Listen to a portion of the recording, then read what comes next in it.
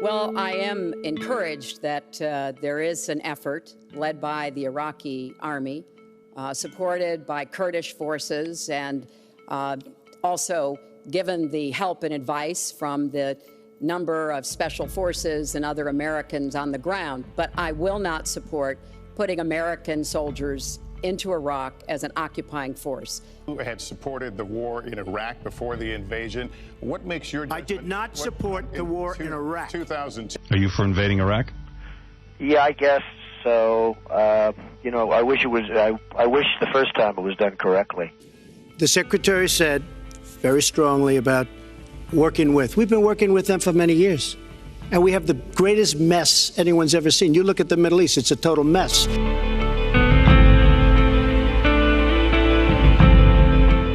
Well, the situation in Syria is catastrophic, and every day that goes by, we see the results of the regime by Assad in partnership with the Iranians on the ground, the Russians in the air, bombarding places, in particular Aleppo, where there are hundreds of thousands of people, probably about 250,000 still left.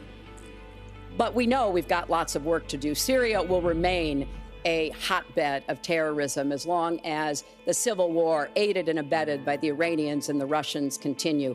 So I have said, look, we need to keep our eye on ISIS. Right now, Syria is fighting ISIS.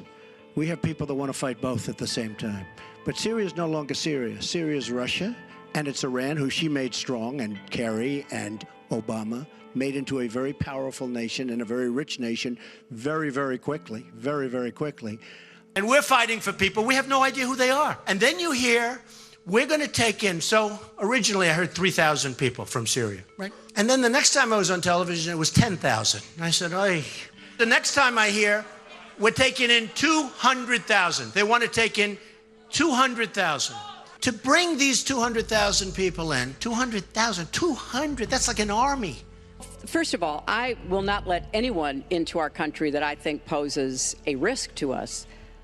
But there are a lot of refugees, women and children. Think of that picture we all saw of that 4-year-old boy with the blood on his forehead because he'd been bombed by the Russian and Syrian air forces.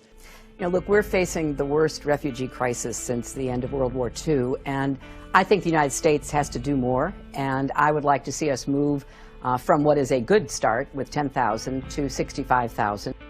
We are going to areas like Syria where they're coming in by the tens of thousands because of Barack Obama, and Hillary Clinton wants to allow a 550% increase over Obama.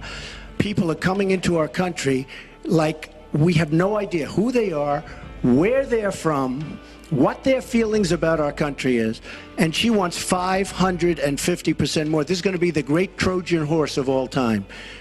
We have enough problems in this country. I believe we have to get ISIS. I would bomb the shit out of them. I would just bomb those suckers. And that's right. I'd blow up the pipes. I'd blow up the I'd blow up every single inch. There would be nothing left. And you know what?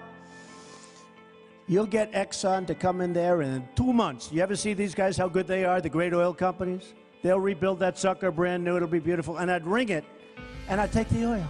I hope by the time I am president that we will have pushed ISIS out of Iraq.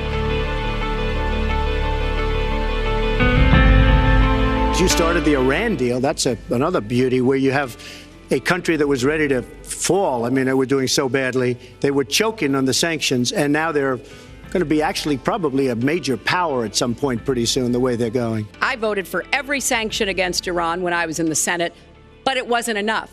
So I spent a year and a half putting together a coalition that included Russia and China to impose the toughest sanctions on Iran.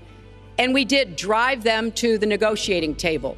President Obama got a deal that put a lid on Iran's nuclear program without firing a single shot.